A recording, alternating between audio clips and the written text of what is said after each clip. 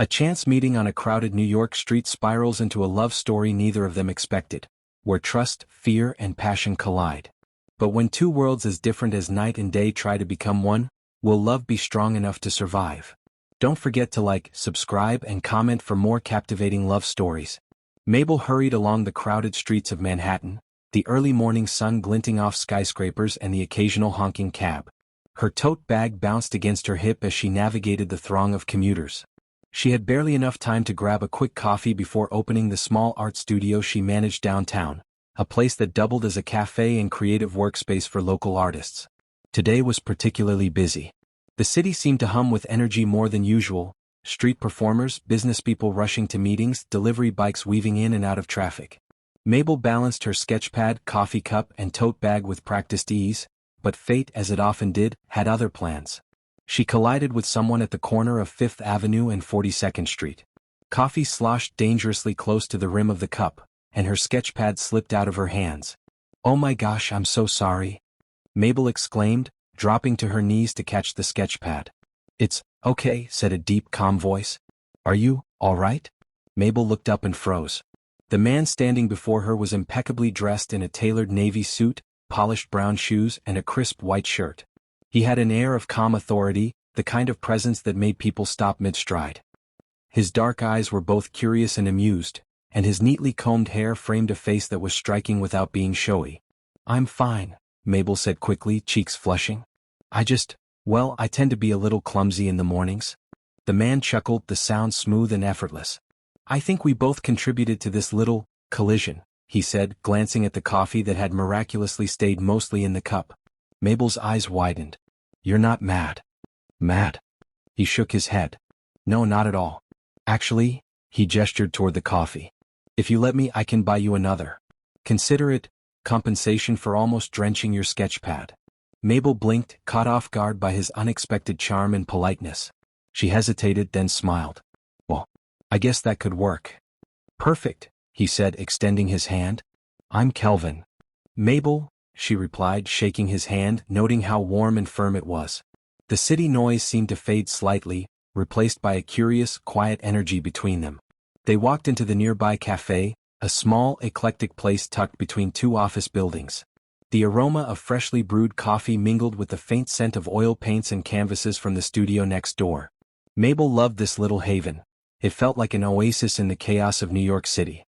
Kelvin ordered a black coffee, while Mabel opted for her usual caramel latte. As they waited for their drinks, she found herself stealing glances at him. There was something quietly magnetic about Kelvin, not loud, not flashy, but undeniably present. "So, you're an artist?" he asked, nodding toward her sketchpad, which she had managed to rescue. "Not exactly," Mabel said, flipping it open to reveal a collection of pencil sketches, cityscapes, candid portraits, and abstract shapes. "I manage this art studio. I organize events, help local artists showcase their work, and sometimes I draw. Mostly to unwind." Kelvin leaned in slightly, genuinely interested. "These are impressive. You have an eye for detail." He pointed at a sketch of a fire escape bathed in morning light. "This one, I feel like I can almost feel the chill of the air." Mabel smiled, a mix of pride and embarrassment coloring her cheeks. "Thanks. I guess I notice things most people overlook." "I think that's a rare talent," Kelvin said, his tone warm but not patronizing. "Most people rush past the details without ever appreciating them." Mabel felt a flutter in her chest. She wasn't used to men noticing the little things about her work, or about her. She looked at him more closely now. His suit, his polished shoes, his calm composure, they all spoke of wealth and status, yet his eyes, they were honest. Curious. Kind. Their coffees arrived, and Kelvin held the door for her as they stepped outside again. "Thank you for the coffee," Mabel said softly. "Consider it the first of many," Kelvin replied, a teasing glint in his eyes. Mabel laughed, caught off guard by the familiarity in his words. They strolled down the street together, the morning sun warming their faces. Kelvin's presence was comforting, yet she reminded herself to stay grounded. He was different. Wealthy, polished, and clearly someone who belonged to a world far from her own. But there was something about him that felt real, approachable, not intimidating as she had feared. "So," Kelvin said after a moment of comfortable silence, "do you live around here?" Mabel nodded. "Not far. I work here and I love being able to be surrounded by creativity every day. What about you? I travel a lot, he admitted, sipping his coffee. I run a few businesses, mostly tech-related. Keeps me busy, but I enjoy seeing different sides of life. Meeting new people, noticing things others might miss. Mabel raised an eyebrow. Like, people bumping into you on the street? He chuckled, a soft, genuine laugh. Exactly like that. Though I prefer encounters like this one. They walked in companionable silence for a few more blocks, and Mabel found herself wishing the moment wouldn't end. There was a spark, subtle but undeniable, that seemed to hum in the space between them. Eventually, they reached the corner where Mabel needed to turn toward the studio. She hesitated. Well, this is me. I have to head in. Kelvin nodded but didn't move to leave. Instead, he pulled out his phone and tapped a few keys. How about we continue this, sometime? Coffee, maybe lunch? No spills guaranteed this time. Mabel laughed, a little breathless from nerves. I'd like that. He smiled, and for a moment the city around them felt almost suspended. Great. I'll send you a text. She turned to walk the last few steps to her studio, feeling a strange mix of excitement and disbelief. A wealthy man, polished, poised, and clearly successful, wanted to see her again. And somehow she didn't feel out of place. Inside the studio, the familiar scent of paints and paper welcomed her. She set her tote bag down and exhaled, shaking her head in disbelief. That was unexpected, she murmured to herself. But deep down, Mabel felt a thrill of anticipation. Life had a way of surprising you when you least expected it. And somehow she had a feeling Kelvin was going to be one of those surprises worth exploring. As she unpacked her sketchpad and set up the day's appointments, her phone buzzed. A text. From an unknown number. Good morning, Mabel. Coffee was great. I hope your sketches are ready for a little more adventure. Okay. She smiled, a genuine warm smile that made her heart beat a little faster. Adventure. That was a word she hadn't used in a while. But maybe, just maybe, her life was about to change. The weekend arrived faster than Mabel had anticipated, leaving her with a mixture of exhaustion and excitement. She had spent the week juggling the studio's gallery openings, helping local artists set up displays, and managing regular cafe duties. And all the while, Kelvin's text messages had been a constant, gentle presence in her pocket. Good morning, Mabel. I found a little exhibition I think you'd love. Interested in joining me tomorrow? One text had read. She had hesitated for a moment, staring at the words. A part of her wondered if she should just say no. After all, what did a wealthy entrepreneur see in someone like her? But curiosity, mingled with the thrill of possibility, won. She typed a simple reply, "Sure, I'd love that." The next afternoon, Mabel arrived at the small art gallery where Kelvin had suggested they meet. The building was tucked away on a quiet street lined with autumn golden trees, the kind of place that didn't scream wealth but whispered refinement. She spotted him immediately, leaning casually against the gallery's brick facade, phone in hand. He looked up and smiled when he saw her, eyes lighting up in that effortless, disarming way. "Mabel," he greeted warmly. "You made it." "Of course," she replied, smiling. "I'm intrigued. What's so special about this place?" He extended his arm in a gentlemanly gesture. "Come see." Inside, the gallery was intimate and inviting. Soft, natural light poured through tall windows, illuminating paintings, sculptures, and installations that felt alive. Kelvin's presence beside her made Mabel feel simultaneously self-conscious and comfortable. She wasn't used to men who seemed genuinely interested in her perspective rather than distracted by appearances or status. "This is incredible," Mabel said, her fingers brushing lightly over the edge of a textured canvas. "I love the way this artist plays with color and shadow. It feels alive." Kelvin nodded. "You notice details most people would overlook. That's why I thought of you. You appreciate things in ways that are rare." Mabel felt her cheeks warm. "That's very flattering." They wandered through the gallery, pausing at each piece to discuss it. Kelvin listened attentively, asking thoughtful questions and sharing insights without ever overshadowing her opinions. At one point, a sculpture caught Mabel's eye, an abstract piece of metal twisted into fluid forms. "It reminds me of movement," she said softly. "Like it's frozen mid-dance." Kelvin studied it, nodding slowly. "Exactly. It's graceful, but it also has strength. A balance between flexibility and resilience. Kind of like life, don't you think?" Mabel couldn't help but smile. "Or people. Like some of us, trying to navigate the chaos without losing who we are." He looked at her, and she felt a sudden connection that went beyond casual conversation. His gaze wasn't just attentive, it was curious, warm, and steady, the kind that made you feel like you mattered in the world, like someone truly saw you. After the gallery, Kelvin suggested a casual stroll to a nearby cafe he frequented. It was a quiet, modern place with large windows overlooking the street. They ordered lattes and found a corner seat, the afternoon sunlight spilling over the table. "So, tell me more about yourself, Mabel," Kelvin said. "Not the work stuff, the real stuff. What makes you, you?" Mabel hesitated, a little self-conscious. She wasn't used to opening up to strangers, let alone men she had just met. But something about Kelvin's demeanor made it easy. I've always loved art," she began. "Not just painting or drawing, but creating things that make people feel something. I like helping artists find their voice, see their potential. And I love this city. It's overwhelming sometimes, but it's full of stories." Kelvin leaned back, studying her with admiration. "I can see why. You have a perspective that's grounded, honest. And I think the city is lucky to have someone like you paying attention to its details." Mabel laughed lightly, shaking her head. "You make it sound like I'm some kind of hero." "You kind of are," he said, smiling. "Heroes don't have to wear capes." For a moment, Mabel felt the world outside the cafe fade away. There was no rush, no pressure, just the quiet warmth of shared attention. Kelvin was different from the men she'd known. He wasn't trying to impress her with wealth or charm.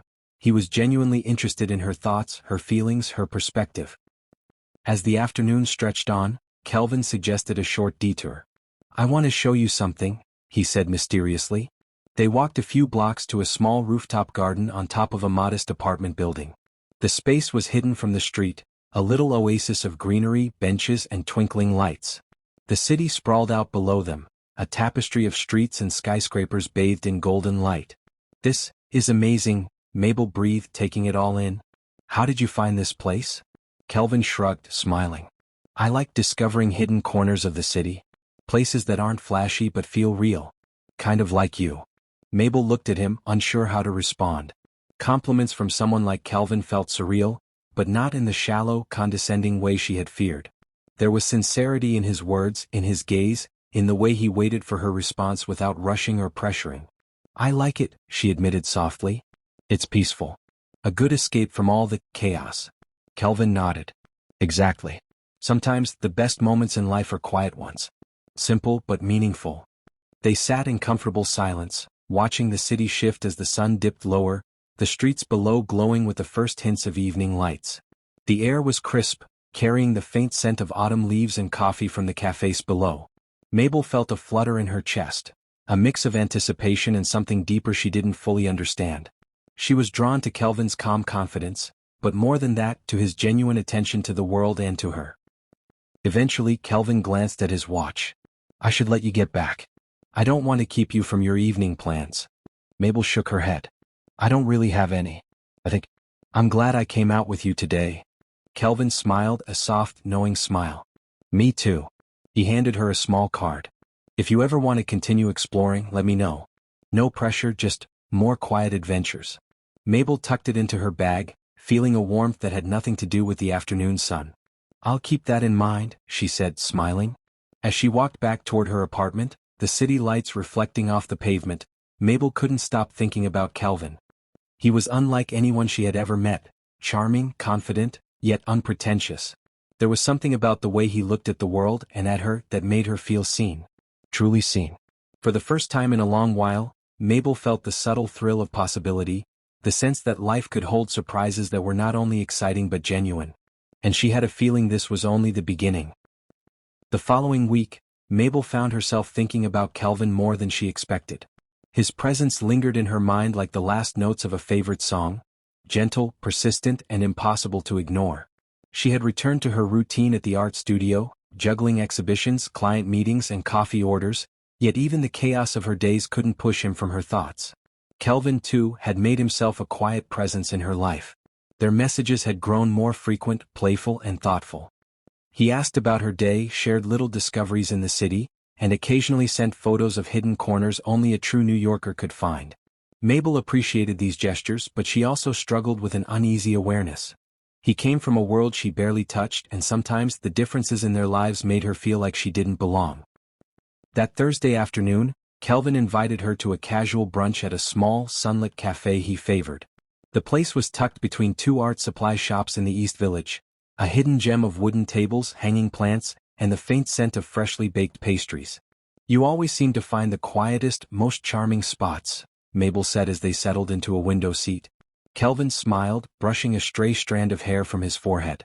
"I like quiet. And I like sharing these little finds with someone who appreciates them. You notice things most people wouldn't even see." Mabel felt herself blush. "I guess I just pay attention to the details. They matter." Their brunch arrived, a colorful array of pastries, avocado toast and freshly brewed coffee. They ate slowly, talking about everything from art and music to childhood memories. Kelvin revealed stories of growing up in a bustling city, of summers spent traveling, of a passion for music he rarely mentioned at work. Mabel shared tales of her modest upbringing, the joy she found in creative expression, and the challenges of managing her studio. For a moment, the differences in their worlds felt irrelevant. Here, in this small cafe, it was just the two of them, two people learning about each other without judgment, without expectation. After brunch, they wandered through a nearby park, the early autumn leaves crunching underfoot. Mabel's heart felt light, yet a whisper of doubt lingered in the back of her mind. "Kelvin," she began hesitantly, "I sometimes wonder, do you really see me for me or for who I could be in your world?" Kelvin stopped walking, turning to face her. His expression softened, earnest and unshakable. "Mabel, I see you. Not your career, not your potential in my world. You. The person who notices the small things, who cares about others, who finds joy in moments most people overlook. That's who I want to know, who I want to be around." Mabel felt a warmth spread through her chest, but insecurity still lingered. I don't want to get caught up in something that isn't real. I've seen people like me fall for people like you only to feel invisible or out of place."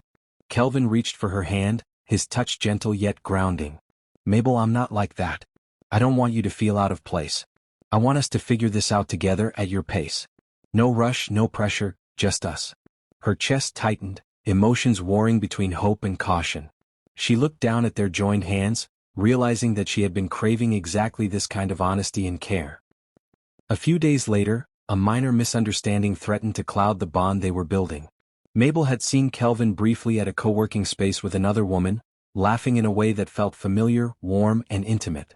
Though she knew logically that they were likely discussing business, a pang of insecurity and fear of inadequacy struck her unexpectedly. Kelvin noticed her hesitation later in the day when they met for coffee. "Something's on your mind?" he said softly, studying her. Mabel hesitated, then admitted, "I saw you at the co-working space, with that woman. It made me nervous." Kelvin reached across the table, holding her hand. "Mabel, I promise nothing is going on. She's just a business partner. I should have mentioned I'd be there. I'm sorry for making you feel uneasy." The honesty in his eyes, the warmth in his voice, melted some of her doubt, though she realized that her insecurities were hers to manage. Kelvin wasn't responsible for her feelings, but he was patient enough to listen and reassure. Over the next few days, Mabel reflected on the trust forming between them. She began to notice how Kelvin's actions matched his words. Thoughtful gestures like leaving a small bouquet of flowers at her studio, sending her a book he thought she'd enjoy, or simply listening when she needed to talk. He wasn't grandiose. He was attentive, consistent, and genuine. Kelvin, too, reflected on his own emotions. He admired Mabel's independence, intelligence, and authenticity. He realized that his feelings went beyond infatuation. He valued her presence in his life in ways he hadn't expected. He wanted her not because of her potential in his world, but because of the person she already was, vibrant, grounded, and full of life. One evening, as they walked along a quiet street lined with brownstones and softly glowing lampposts, Kelvin stopped and looked at Mabel seriously. "I've been thinking," he said, "about us, about how we navigate our worlds. And I realized, I don't want to just like you. I want to be with you. I want to share my life with you, not change you, not overwhelm you, but be there for you. If you'll let me." Mabel's breath caught. She had spent so long fearing that someone like Kelvin could never truly want someone like her. Yet here he was, offering exactly what she had secretly hoped for: commitment, understanding, and care. "I want that too," she admitted softly, her eyes glistening. "I've been scared, but I trust you. And I want to see where this can go. With real feelings, no pretense." Kelvin smiled, a mixture of relief and happiness lighting up his face.